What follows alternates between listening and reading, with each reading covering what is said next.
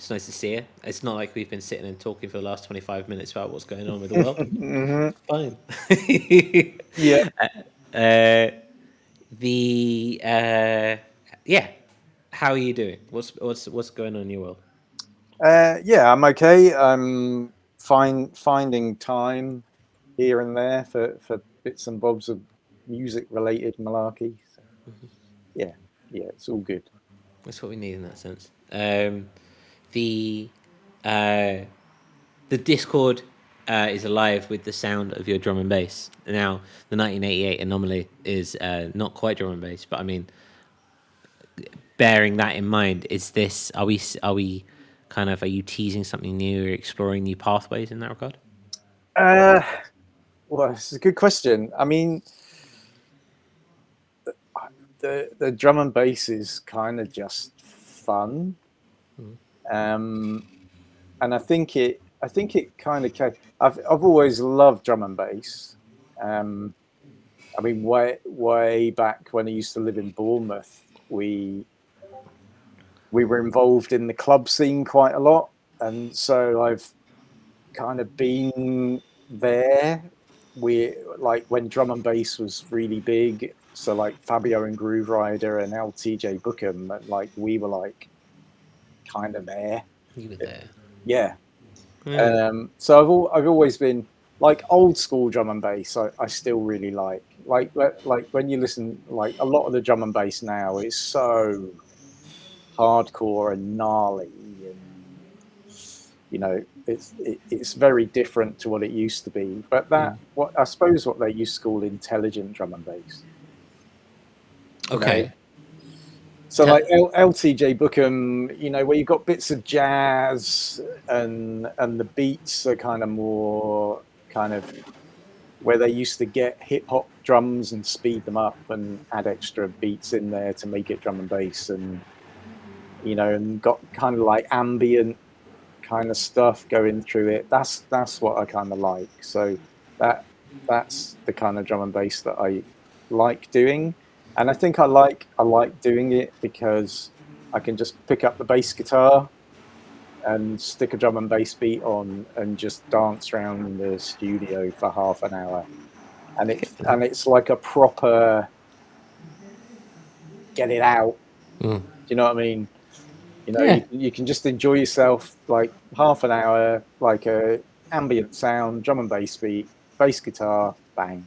Go. And you Yeah, can literally just jam it out for a little bit and just yeah, kind of just yeah, being present, being in the moment, just essentially dancing, right? yeah. That's Mm. it. I mean, Okay. really, because I think what I miss a little bit of that kind of live feeling, and I used to play bass guitar in a live hip hop and drum and bass band when I lived in Oxford. Um, I had the worst band name ever. You gonna tell us? It was called Frogman in Pursuit. I mean, I bloody love that personally. Yeah, I mean, I guess it is kind of quite cool, and it's a name that sticks with you. I suppose when there's lots of other bands around, you kind of remember Frogman in Pursuit.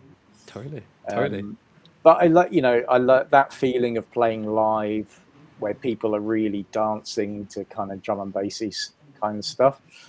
I kind of miss that a bit. When you're in the studio, when I'm doing kind of FCC stuff, I'm very much kind of head down in the studio doing my thing.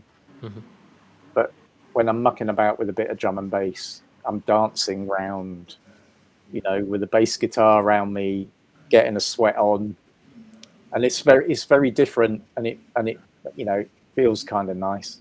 It must be, I imagine, quite ritualistic in that in that sense as well. Yeah, a little bit. Yeah, Yeah. yeah. Kind of Okay. remembering back to playing live.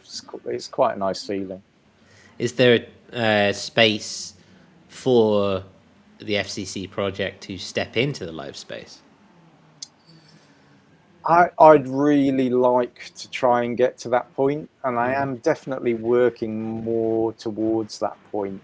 So even on the new album, there's couple of tracks on there, more kind of hard looking that way because that's where all the hardware is.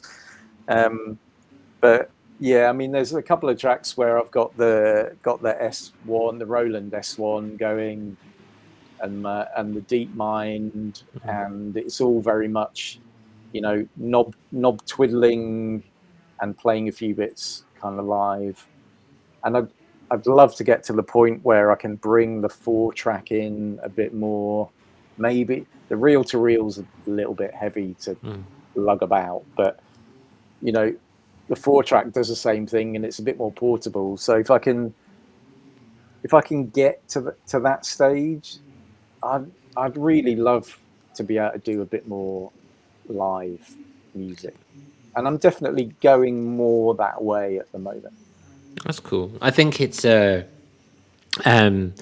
think we're a part of that wave in that sense, right? Because I think we've always had music, and we've always had music, and then we've had electronic music, and I think the nature of our craft in electronic music has been one of the studio, has been one traditionally and natively by the computer, head down, getting it together.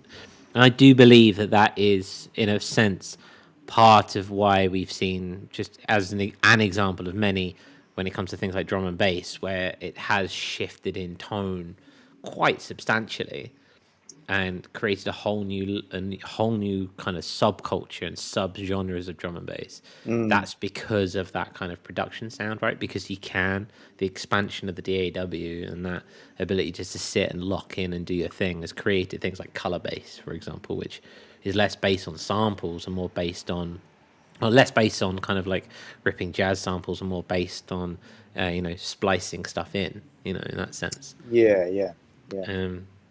But I feel like many of us are kind of trying to seek that bridge to create that convergence, right? Where our projects are no longer just sidelined to the bedroom or to the studio.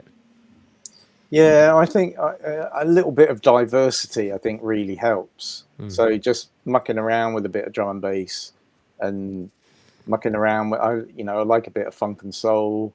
I'd quite like to do more of that, but I find that more difficult in a way. Like I'm quite good at the drums and the bass bit, but then the kind of instrumental stuff over the top I find a little bit more difficult than I would with my kind of normal FCC stuff. I get that.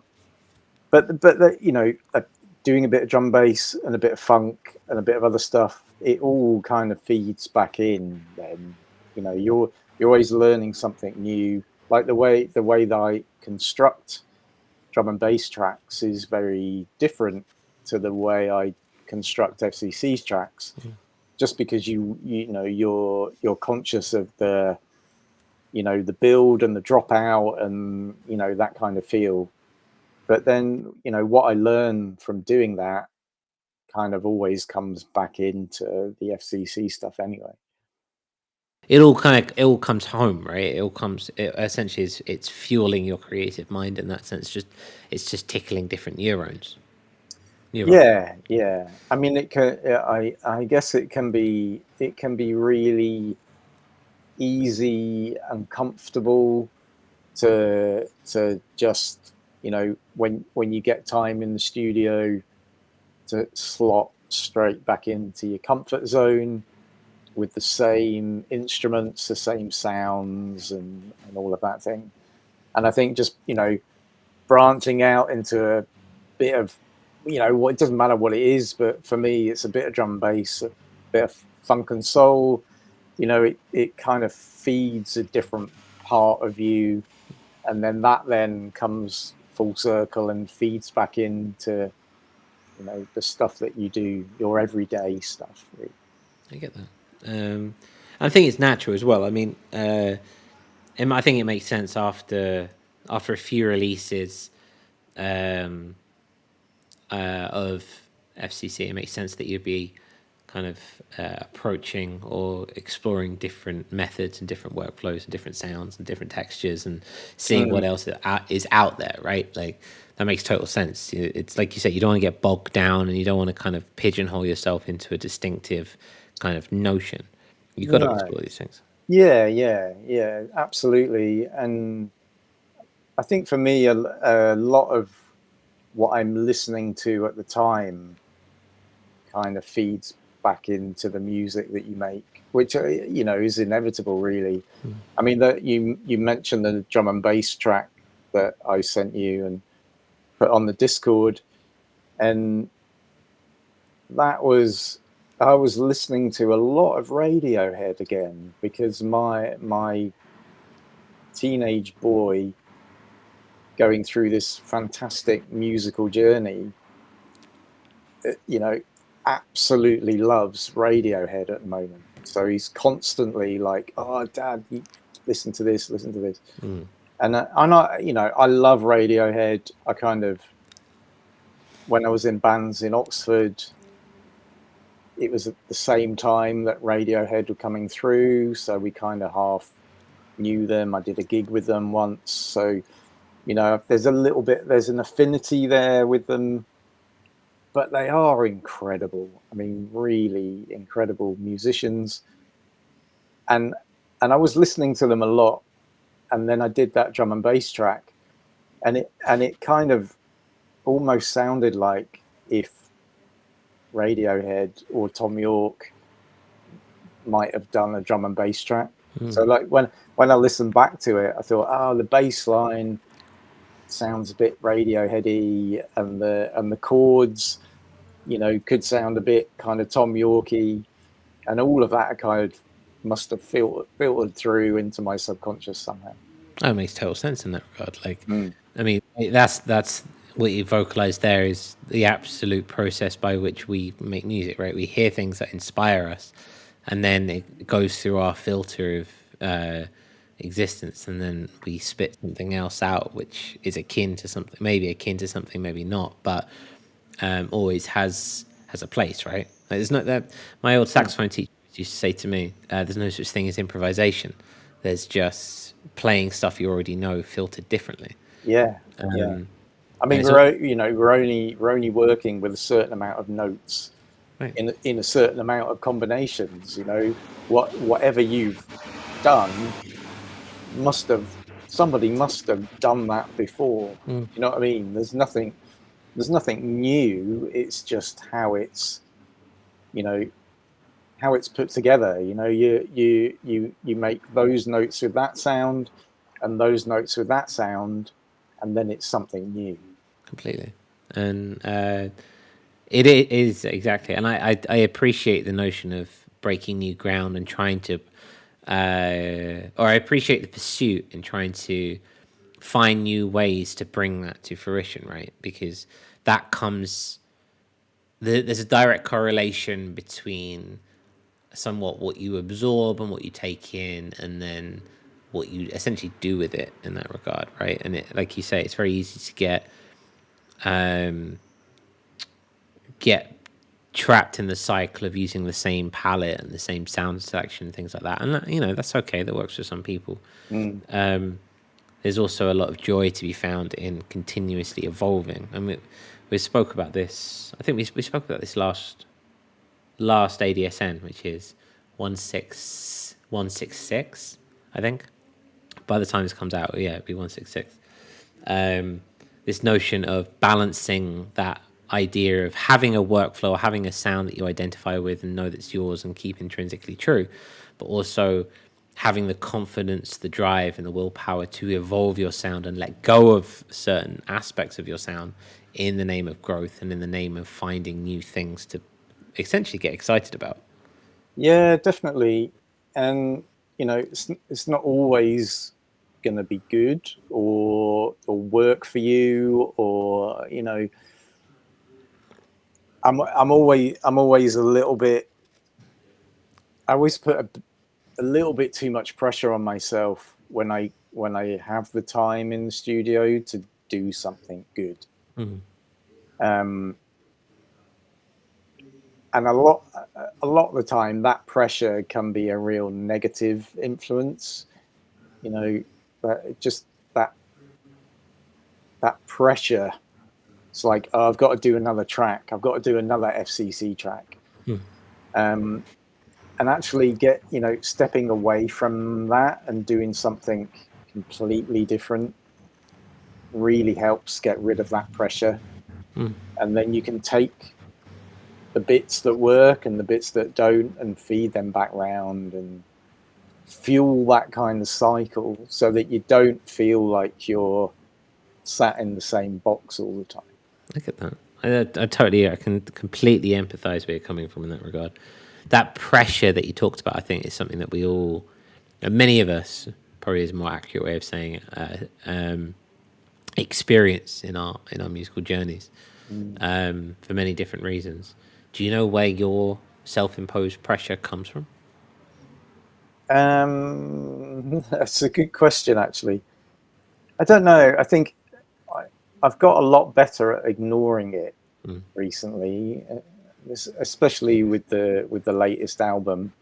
I got very good at editing and taking out the crap and the stuff that I wasn't sure about and all that. So I think, I don't know. I think there's a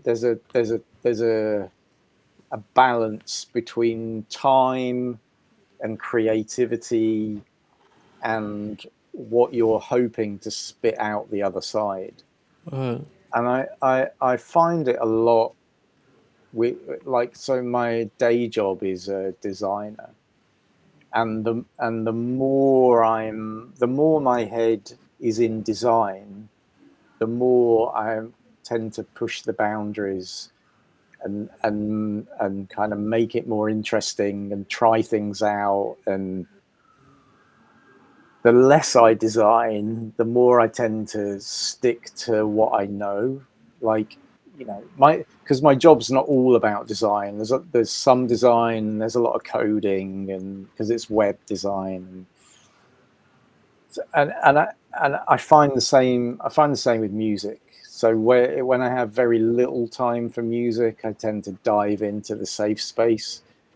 But when I spend more time on music, I tend to push. Those boundaries get pushed and pushed and pushed and pushed and pushed. Okay, I hear that, and I smiled when you brought that up because we talked about this. But me and you have talked about this extensively about the changes that you've made and kind of the evolution of your workflow, especially with the 1988 Anomaly. The notion of ruthlessness and that adjective we've used quite a lot, and I wanted to just explore that a little bit because I use this very positively. I don't mean this in a negative fashion at all. You I think we've discussed it a few times. You have become more ruthless with your Yes. production in that sense, and I personally think it's amazing. But I wanted to kind of talk about that. I wanted to kind of sit on that for a little bit. In what way have you been ruthless with the production of this new album, and in what way has it sat with you, and what lessons have you taken from it? Definitely more ruthless. Well, in all aspects, actually. It's quite interesting because I was chatting to Michael the other day about, because he's just finished mastering. And the last album and the EP, he sent stuff back like, you got to change this, and this has got this on it, and this frequency is all kind of wrong and muddy. And I was like, okay. So since then I've been way more ruthless with the mix, and I'm kind of more ruthless with the amount that I'm trying to fit into a track. To the point where I'm probably, I'm piling stuff in, and then 50% of the process is taking 50% of that stuff out again. Okay, so there's a see what sticks and work with that, or is it a? Yeah, it is a see what sticks, definitely. I've got a really bad habit of trying to fill holes where where stuff doesn't really need filling. Mm-hmm. And then kind of when I listen back, I'm just ripping those bits back out again. So there's a whole process of adding stuff in, and there's a whole process of taking most of it back out again. And there's that is, I'm being quite ruthless with that, which helps then with the mix. And I've definitely got better in the mix, because the latest album, Michael didn't send anything back at all. He was like, "Yeah, man, this is cool." So I think that's really helped. Being ruthless at that level has helped with the mix, and my being ruthless with the edit as well. So I think I've mentioned this to you before. There's a track on the album that's like 2.5, 3 minutes long, and it was just the ending of a full like 6-7 minute long track.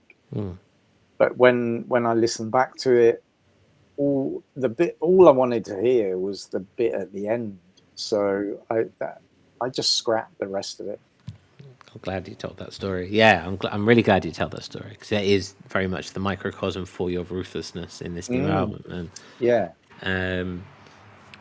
I want to tease it a little bit more, but first I want to kind of this ruthlessness that's come through. Without putting words in your mouth, and correct me if I'm wrong, that ruthlessness wasn't there for like EXP1 or for Somewhere Boy or Analog or Traces or anything like that. Where is that? Where has this ruthlessness come from? I think it's come from confidence. I think having the confidence to know when to not do something. I think before with the other albums, there was definitely a case of like, man, I've got releasing an album. I need like 8-9 tracks, and those were the kind of 8-9 tracks minus a couple of others that were kind of all right and fitted in, and that kind of worked for those albums. But this one, I think because I'd become more ruthless, I think I had a bigger body of work, but I'd also got more ruthless at saying, out of that body of work, I really only want to keep the ones that I feel really stayed with me as tracks. So I do a lot of listening. So when I'm making a track, I'll go to sleep with my headphones in and play the track kind of subliminally, and and I'll go through that process quite a lot until I feel like I've got the track finished. And then I'll still carry on listening to it as a finished track. And there are some tracks that I'll carry on listening to, and there are other tracks that I just seem to get bored of really quickly.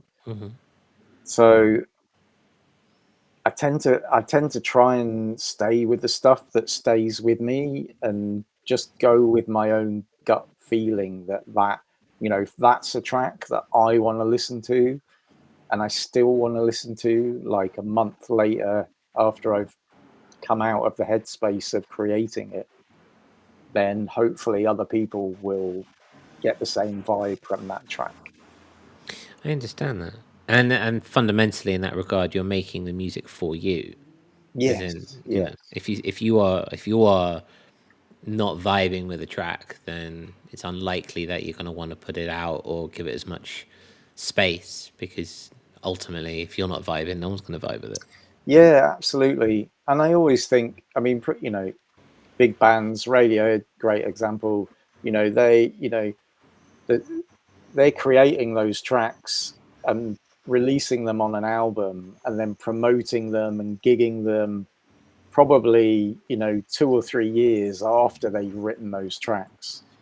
So to go through all of that, you've got to love those tracks. You've got to be so invested in them that every time you play them, you're not just going to go, oh, I hate this track. I don't want to play this track anymore. Okay. And I kind of think in the same vein, those tracks that I really enjoy listening to, that have got that longevity, hopefully they're the ones that are going to work for other people as well. I mean, totally. It makes sense. In this regard, for example, the song selection, is the 1988 Anomaly, is it separate from what has come before in that way? And if so, how? I'm not sure it's separate. I think it feels like a natural progression. I mean, if people like the other stuff that I've done, they're gonna like this as well. It's not, they're not gonna listen to it as a new album and go, oh my god, what kind of tangent has he gone off on? It's still very much FCC, but it's, I don't know, it feels a bit more coherent, I think. Coherent. Okay. Coherent in what sense?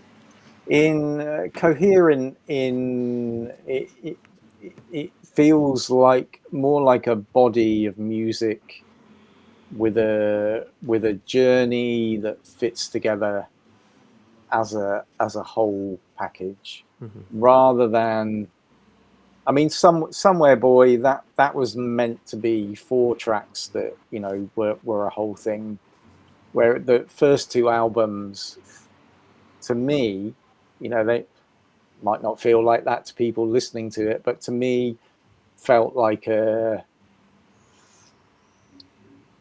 collection of tracks that I had at the time, whereas this album feels a bit more coherent as a body of work, with a bit more of an emphasis on the journey, I guess. That makes sense. And the story, I suppose. The story. Okay. Yeah.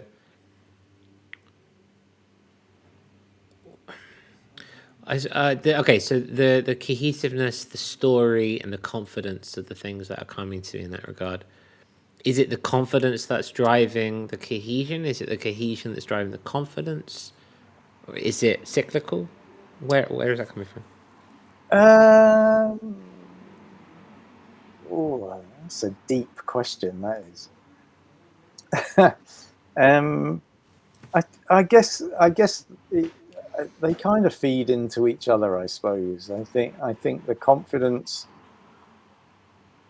I don't know, I mean, maybe the confidence in being ruthless means that you are removing a lot of the chaff, I suppose. And so what you're left with is probably naturally more coherent. Which then, I suppose, gives you confidence about making the decisions. Yeah. It then gives you that confidence.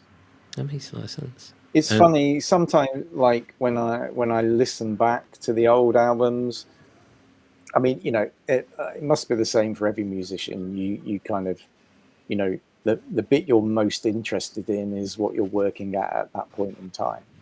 And I don't think many of us really go back and listen to old stuff. But when you do, you probably, I listen to it and I think, that's kind of okay, and well, that's quite a good track. But I think the point I'm at now with this album, even though some of the tracks on this album were written 18 months, 2 years ago, I still listen back. Like when Michael did the masters, and I listened back to the album, like in full, start to finish, I was like, oh my God, there's one track I went, maybe that shouldn't be on there. And I almost emailed Michael and said, take that one off, but I've left it on. But, most of them listen through again. It's like, yeah, they sound great. I'm really happy with it. I mean, it's great to hear that you're happy and that you're in a good space with the music that you've come through.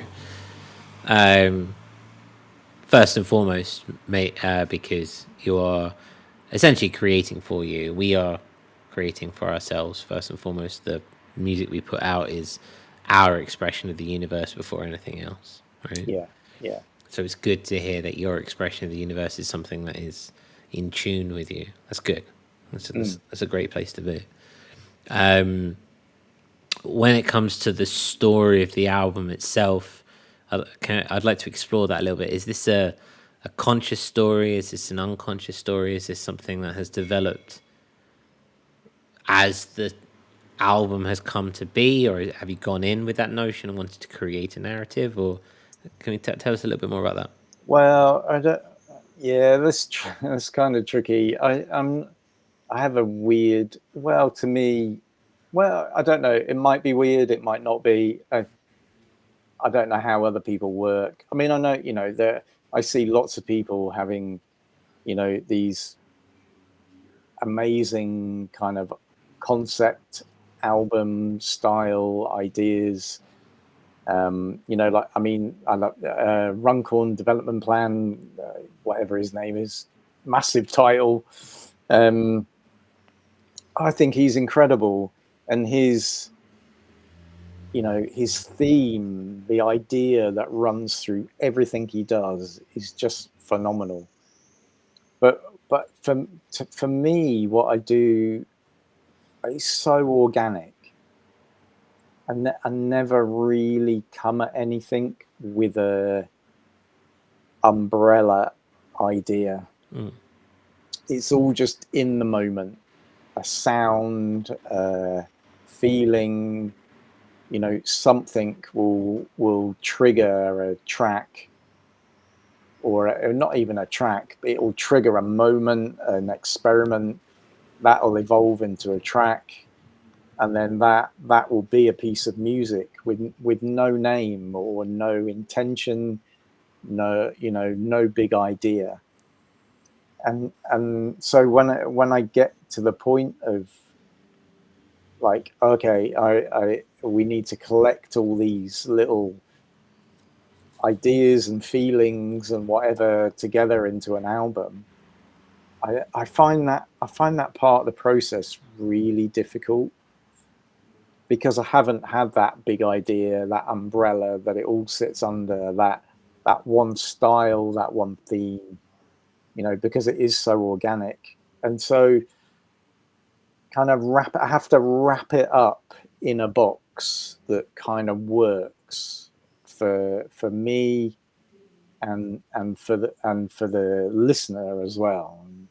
And I think a bit of it is kind of marketing and PR.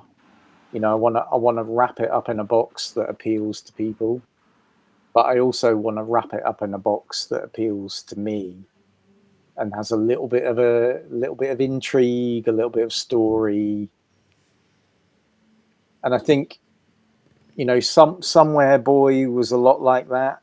That did have a little bit of a theme to it. But this album, the 1988 Anomaly is a bit of a weird, a weird one to use, but it kind of it seemed to fit. I guess I don't know. I'm rambling a little bit, but because the music is so organic, I think the ideas that I'm trying to wrap it up in, I want them to feel a little bit organic and a bit ethereal and a bit, a bit hazy. And I think I've said this to you before. I feel a bit like my music's a bit like old kind of Polaroid photo that's been left it in a drawer or out in the sun, or and I kind of want the idea. I want the box that it sits in to kind of feel like it wraps up that feeling of what you're going to get when you listen to the music. That makes sense. I didn't think that was a ramble. That was an awesome way to kind of explain what your music is at. If anything, it's the antithesis, and I don't. I mean that. I mean this completely in just a descriptive term. It's very much your music in that regard is very much the antithesis of the concept album, of the forced narrative, of the given story. And what you're doing is you're creating moments and snapshots, Polaroids in time, where it's a feeling more than anything else. And the story is the feeling that it evokes, right? Yeah. As anything else. Yeah, actually, that's quite a nice way of putting it. So if every track is a Polaroid, I'm just putting them in an album. You put them in, you put them in a booklet and Yeah. hand them out to people, and that's with a nice photo on the front. and that's perfect, Yeah.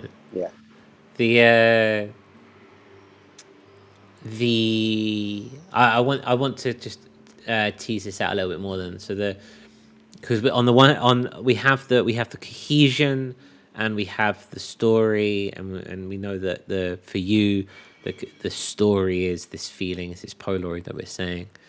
How do you go about creating, either consciously or unconsciously, cohesion within a collection of sounds which is nonetheless moments in time are organic, as opposed to, right, this is going to be a track on the album? How are we to conceptualize that story? Is this okay? So this is the last 2 years of FCC's emotional experience, for example. Yeah, kind of. I mean, I guess when I think about all of the tracks that I excluded, then there's a whole raft of different stuff that didn't make it onto the album because it didn't really fit with the vibe and with my ruthfulness kind of editing. And I don't know, I guess as a curator of your own music, which is essentially what you're doing when you're collecting tracks together in an album, like I guess like you would be if you were putting up an art exhibition that was all still life. Even though the photos were really good of crowds and landscapes and everything else, you wouldn't put those into the same exhibition. So I think it's about, it's that collection of music that creates that vibe and that atmosphere that fits with the kind of point you're trying to get across. I don't know.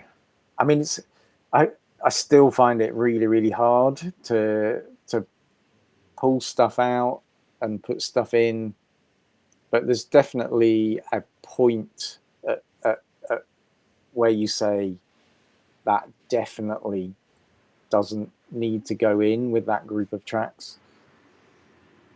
I get that, and you don't always have to explain why, right? It's the music which we create, art that we create. Ultimately, again, it's the vulnerable expressions of our soul. So it's we are in that sense, you're creating the unspeakable. So it makes sense that we're sitting down in a very traditional kind of conversational matter, and here I am asking you to try and vocalize what it is, which is essentially unvocalizable. Yeah, I mean, I'm not very good at verbalizing music because it's so organic for me. But I guess it's I don't know. I mean, I've spoke to to you about this before, and I'm pointing up there because the book is up there, and it's the Rick Rubin book. And I know lots of people are not keen on him, but I've really related to quite a lot of the aspects that he talks about, you know, doing what's for you. I know, you know, you can't make music for other people. You've got to make music for yourself, and that's a lot about how I do things. And I think just comes back to the confidence thing, I suppose, that having the confidence in what you're doing for yourself, that you should then let that loose for other people. You know, I mean, that's probably quite a nice process, you know, to create an album, just to have the confidence to do it for you, pick the tracks that really work for you, and then release them as an album. I think, yeah. I mean, and I think you touched on a very important point there, because in releasing this album, what you're essentially doing is having the opportunity to stand up and say, hey, I've made an album, right? And then, you know, which on the surface is great and amazing. And then there's this extra layer where we start to explore it, and we start to tease it out, and we look at kind of why you've made it and what your influences are, etc., etc. And within that, the energy that you espouse out into the world, I think that's the right word, where, you know, you're talking about, you know, confidence and ruthlessness and making music for you, you know, that in its own right is an inspirational energy that goes out into the world, and which other people can attune to, and which other people can get behind. The word ruthless has been in my brain as I finish my album, for example, and I'm not turning this about me, but what I'm saying is the notion of me and Michael have been sitting down and talking about this release for at least 6 months, I'd say. Yeah, probably. Yeah. And, you know, we've had many conversations concerning it, both, you know, on here and WhatsApp, etc. And, you know, that inspirational energy you're putting out is eking into everything else, the community in which you're a part of, right? And that's really important. That's why it's important to have these dialogues concerning art and your release, because the notion of being confident and being ruthless and creating for you and you know, doing it your own way, so to speak, is something I think that every artist struggles with or experiences, for a better phrase, at some point. So it's important to have these dialogues so it's brought into the fray. Yeah, I think so. And, you know, there are so many young musicians out there that must feel like they've got to make a banger every single time. And that kind of pressure is really, really hard. You know, it's really hard to deal with. I mean, I remember seeing a video of Fred again, and he was like a weekend retreat with the people that he makes his music with, and I think they made like 50 snippets, ideas, sketches, whatever you want to call them. And he said, you know, we had the whole weekend, we did like 50 bits of music, and probably 5 of them were really good, and 3 of them were probably bangers. And that's really stuck with me, because I think, like, you know, man, to make 50 pieces of music, even just at sketch point, that's like, you know, for me, that's not a weekend's worth. You know, that's like 18 months, 2 years probably. You know, and it just makes you realize that, that editing process is really important. You know, not to do, you know, so the next sketch you make doesn't need to be a track, or the next one, or the next one, or the next one. It needs to be the one that really vibes with you and sticks with you, and you know, has that special little something. Totally.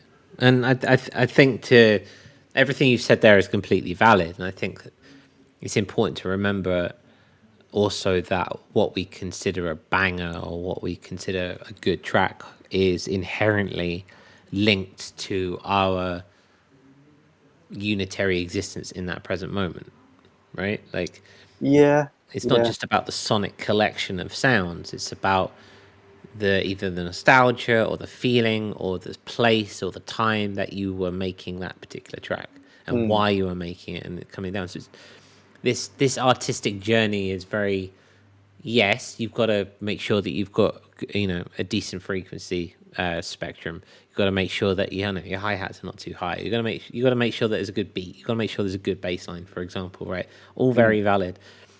Also, that comes within the context of making in its own right and how you, as a human or as a non-human, I suppose you could say, are feeling that vibe in that moment. 'Cause they're very, very interlinked. yeah. I mean, the music's got to say something. You know, it's got to have that. Doesn't matter how loud the hi-hats are, or whether you can hear the kick drum properly, or whether it's slightly out of time or not. If the whole vibe of that track doesn't say something to someone, you know, it doesn't have to be me or you. You know, it's got to say something. Completely. Does in that similar vein then do you want 1988 Anomaly to be or to give out any particular vibe? Is there any particular story, feeling, emotion, vibration that you're hoping the listener will get from this album, or is it more of a I made this, let's see where you go with it kind of situation? Yeah, kind of that. I think quite like people to look up what the 1988 Anomaly is, because it's kind of funny and interesting. And but I think as a collection of tracks, I just want people to enjoy the journey and enjoy it for what it is, really sonically and emotionally. Just get something from it. I mean, I hear that, and I think it's great that you're wanting to create something that ultimately has a feeling with another thing. I think your music is always good at evoking that. You've got very emotive music in that sense. I think I've often described it as optimistic melancholy. Yeah. Well, I always try and explain it as hopeful but melancholy. So Hopeful melancholy, yeah. very Yeah. similar. And it truly is that, because like in the same way that you're creating these snapshots and these polaroids of music, which are inherently by the aesthetic moments in time, your music is creating that gateway where one can dig deep and, you know, really feel their feelings in that sense. So I'm glad that, you know, that has remained true and that has remained in the world in which you're creating. You say that this album feels like an evolution, but nonetheless a natural evolution. Is that fair? Yeah, definitely. It it definitely feels like the next step. What comes next, I'm not entirely sure about at the moment. Oh, that's okay. Could be a drum and bass EP. Who knows? Do you? I mean, I think that's the best place to be in, right? Like, it's the album's just about out. You can. I don't know if you're the kind of artist that you can tick it off once you've sent it off for mastering, or you need it to be released before you can tick it off. Oh, I think probably it needs to be released. Okay.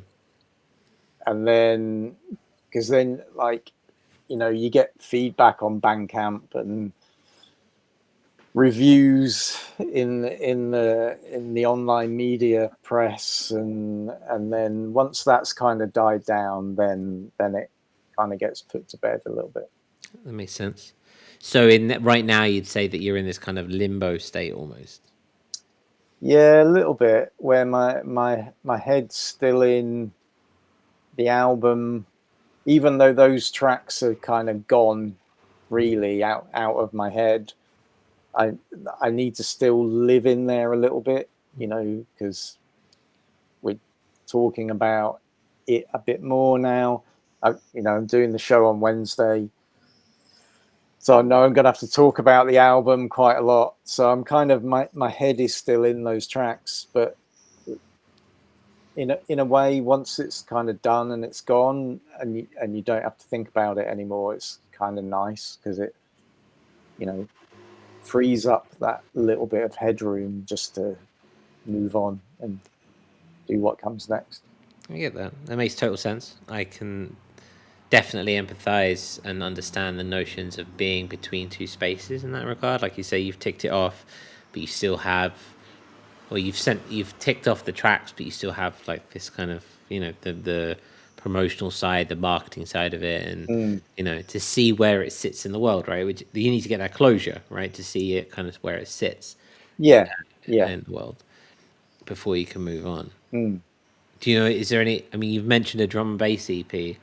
Is there anywhere in particular that you would like to explore or to kind of get under your belt? Is there a new workflow, or is there a new kind of ideas that you want to tease through?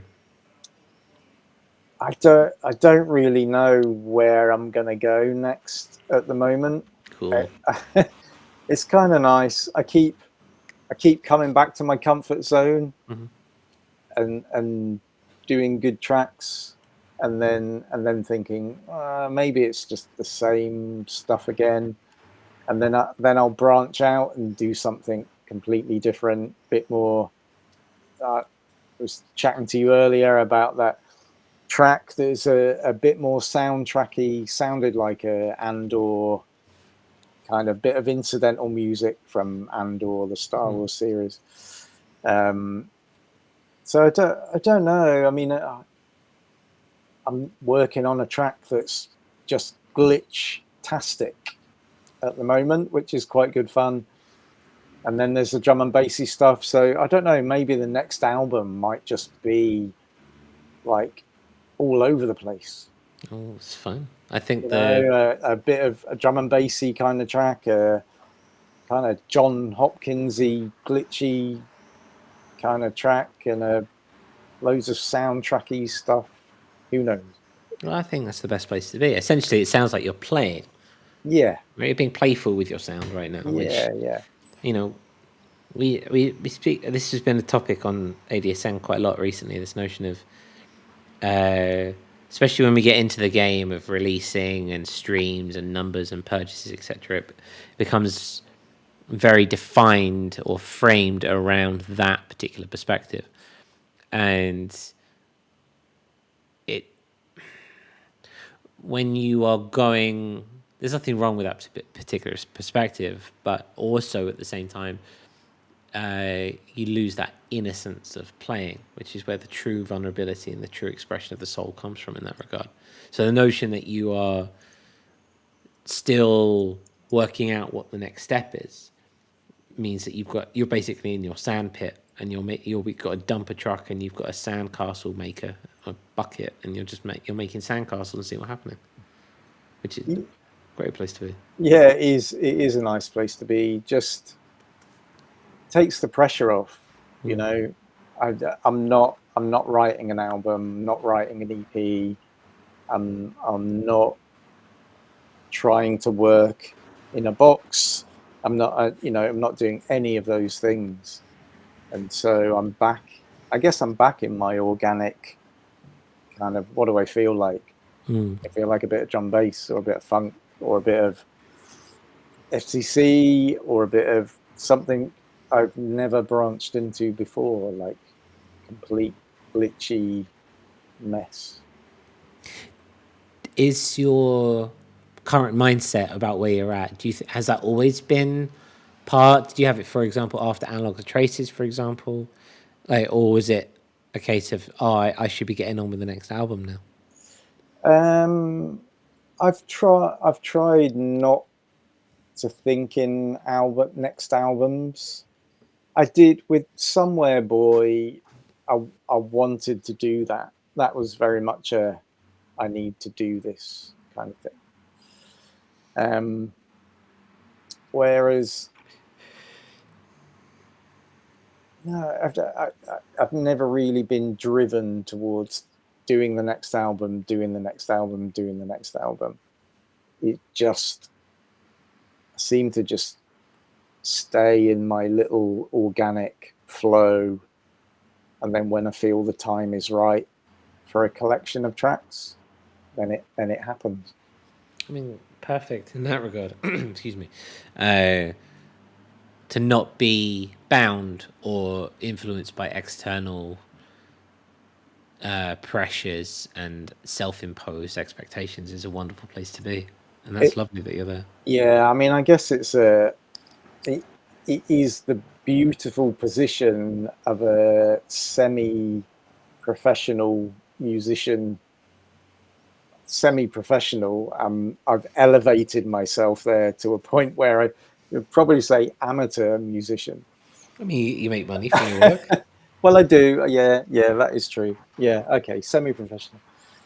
But I imagine if you're signed to a label, you've got such pressure to produce the next big thing. If your previous album did really well, then you're under pressure to produce the next one and the next one and the next one. That must be hard, really hard. And actually just being able to do what I do when I do it, when I've got the time, in the way I want to do it. And if the next album takes 2 years, then no one's going to be shouting across my shoulder, where's the album, where's the album, where's the album. It's true. I know for a fact that there are many people who are jonesing to get their ears around this new album, so they're very excited. So that's always something nice to look forward to. You might not have a record label shouting down your ear hole, but you got a lot of people waiting for it. Yeah, it's the good side of things, I suppose. That is nice. That is nice. Yeah. So okay, so you beforehand you mentioned that you hope, the one thing you do hope is that some people might go away and read about the 1988 Anomaly because it's weird and fascinating. What, as a little kind of precursor to that, what is it? What is the 1988 Anomaly? What does it mean? What are we talking about here? What are we talking about? Yeah, it's a weird one. It's it's a conspiracy theory, basically. So it's an alternative history. I got you. An alternative history.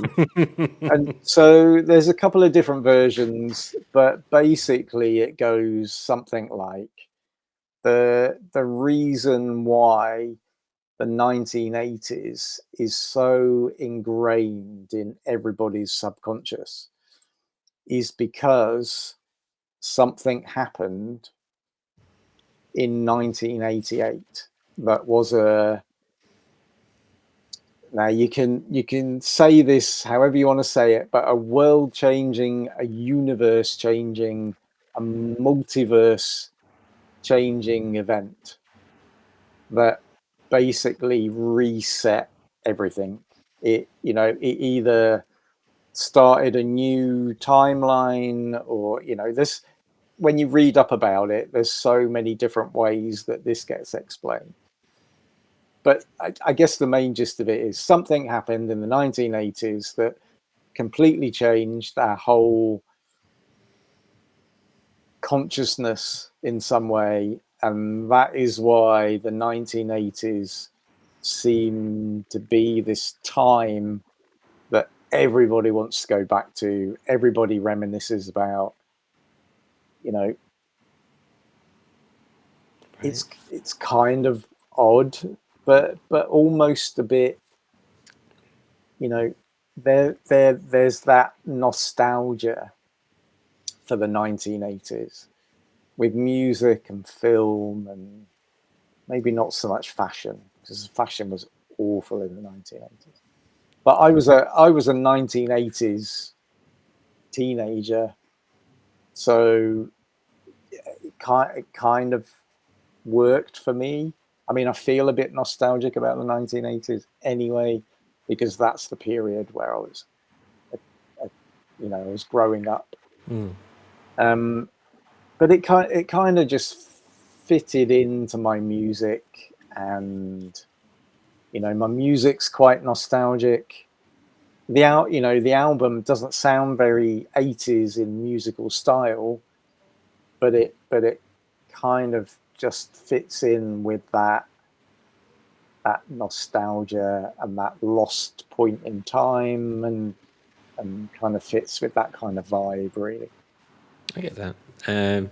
Yeah, unspoken memories in that sense. Yeah, like a lost time, lost memories, but a kind of a sense of, I guess it kind of comes back to the hopeful melancholy, where you could probably add in a bit of, that kind of hopeful melancholy. Maybe there's a bit of familiarity, a bit of reminiscence, a bit of something lost but familiar, but sad, but happy. All of those feelings that you get when you remember something that feels a bit distant, and you can't quite remember it properly, and you kind of, all you're remembering is the last time that you remembered. You're not remembering the actual thing. It's just a memory of a memory of a memory of a memory of a memory. I get that. And so it becomes a bit, faded, and a bit grainy, and a bit loose, and a bit nostalgic. I do. And it's a wonderful way of putting it, because I do think that kind of, like you say, it sums up the album beautifully in that regard. It's a brilliant cohesive trip in hopeful melancholy, and it reminds me of. I mean, I remember listening to it the first time after you sent it through, and it's a slow burn, keeps going, and it keeps building and building. And by about track four, sorry, it just blossoms and just go okay, and it just says this is it. And from that point onward, you're just on a trip of just glee, for want of a better phrase. Yeah, nice, thank you. So yeah, it's a superb album, and the dedication, the time, the effort you've put in truly does come through. So I think it's amazing. I'm really grateful that you've trusted Audionautic with it in that notion. So thank you very much for that. That's okay. You guys are just great. I wouldn't have it any other way. Thank you. By the time this comes out, it will be out everywhere. Cool. Yeah. Good. Yeah. Comes out on. It's been out on Bandcamp since. What day is it today? It's been out since. It's been out since the 24th of July on Bandcamp, and that's the best place to go and get it. July or June? July. July. No, June. No, June. Yeah, it's coming. I'm pressing go on it tomorrow. Tomorrow. Yeah. Excellent. So it's out on Bandcamp tomorrow, and then in I think about 3 weeks on the 8th of July, that will be out on streamers. Lovely. By the time this comes out, it will be everywhere. There will be a link in the description. So if you are watching or listening back, go and have a gander over there. It's a fantastic collection of tracks. So yeah, and it's everywhere as well. Everywhere else that you get it. Before we bring this to a close, Paul, is there anything that we've not discussed? Is there anything that you felt you haven't had the opportunity to say? No, I don't think so. I think we've covered a lot of it. I mean, I find it hard talking about music. I think, yeah, you wouldn't know after the last 60 minutes. I think because it's it can be quite an insular, lonely thing to do. You kind of you're on your own. You're in the studio. You're working on stuff that nobody else really hears or is party to, and yeah, it can be kind of weird, when you then asked to talk about it and the processes and how you felt and all of those things. It's it's kind of a funny thing.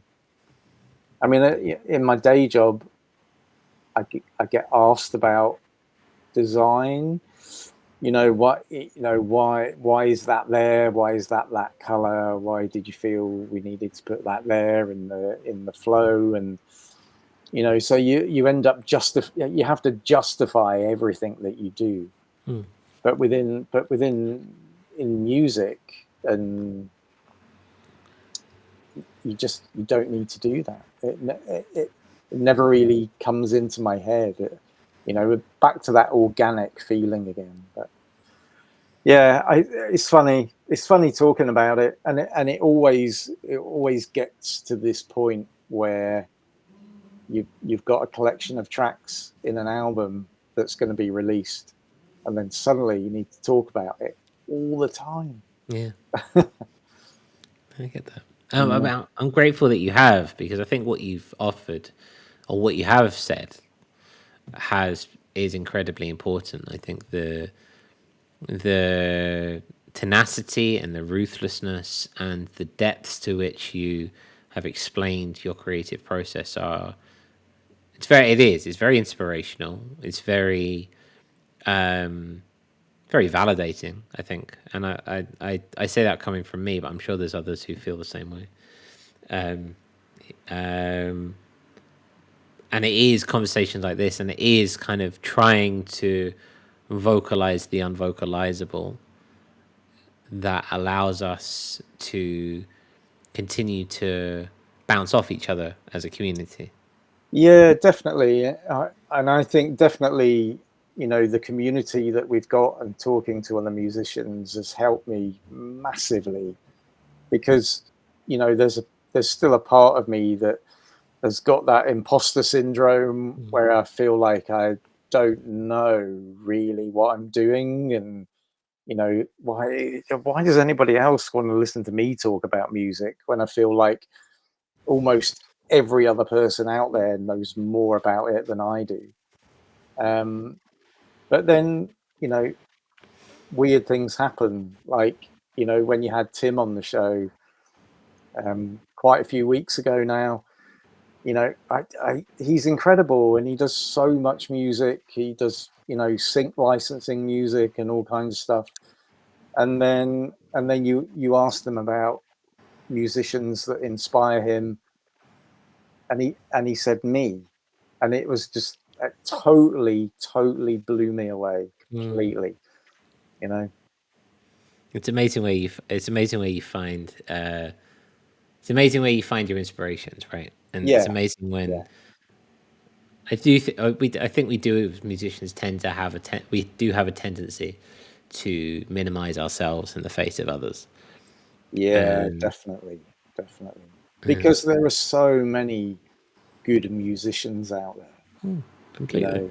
And when you look on social media, everyone's telling you this is the best way to sidechain a kick drum, and you've got to do this is the best way to do this, and this is the best way to do that. And if you're a music producer, you've got to do this. And you just think, oh my God, it's like millions of people out there doing exactly the same thing that are so much more knowledgeable, makes incredible music. And I hear you, and you're right. I mean, there are a lot of people. There are a lot of talented people out there. This is actually one of the topics that Sunwarper and I discuss in. It's either the one after this episode or the two after. I think it might actually be the last one in July. This notion of, well, okay, first and foremost, just because there is one amazing musician doesn't make your own music any less amazing. No. But also what we see on a feed or what we see on a YouTube short or whatever, or an Instagram reel, is heavily curated.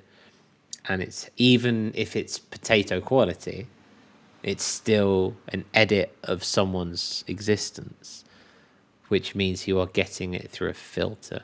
And yeah, they're only going to show it if it's good. Exactly. Yeah. And it's by that very definition, you are viewing something which is almost tainted, in the sense that, musical expression is meant to be, vulnerable. It's meant to be human. It's meant to be, again, of the soul. And the soul is messy, and the soul is all over the place, and it's imperfect. And, so there's a friction there, there's a friction. Yeah. And because we want the best for ourselves, and we tend to put high expectations on ourselves, we tend to see these artificial external ideas and go, I can never amount to that. I might as well just minimize myself in the process. I guess it's a bit like, so I mentioned, you see a social media video of some producer saying this is how you get a perfect kick drum sound, and it's like, I don't want the perfect kick drum sound. I want my kick drum to sound like someone is whacking an empty suitcase with a wooden spoon, in a toilet. That's how I want it to sound. I don't want clean, thumping, side-chained, perfect. I want messy and echoey and glitchy, and so it's not, not everyone wants perfect, and it's not perfect isn't right for everybody, I suppose. Oh, totally. And I think that fits the 1988 Anomaly even more. It does. If there was some sort of universe-changing event in 1988, that means we're on a certain trajectory now. I wouldn't mind seeing what was the other route, because the quest of perfection and the quest for seamless art is challenging to face. Yeah, and actually, the world we live in is a little bit all over the shop as well at the moment. So maybe that point in 1988 where we did go off on a tangent, it'd be interesting to know where we would have gone, maybe, if it was any better or worse. It's great. Maybe we can we can be the independent guide. No, we can be the musician's guide to independent music and conspiracy theory updates. Maybe. I personally, I'm down. Yeah. We should do that. Plenty of tinfoil hats for people to get on board with. Yeah. Well, once again, Paul, FCC, thank you ever so much for spending a lot of time with me to get this done. This is the third time I think we've done this. Third time, but always a joy. Always fun. Always fun. Really appreciate it. One last time. The 1988 Anomaly is now out everywhere. The link is in the description below, and it will be on all streamers. But the most important place where you should check it out is on our Bandcamp, audionauticrecords.bandcamp.com. And you'll see it there. It's our latest release. Fantastic album, fantastic journey. Definitely worth your time and your support. Thank you very much.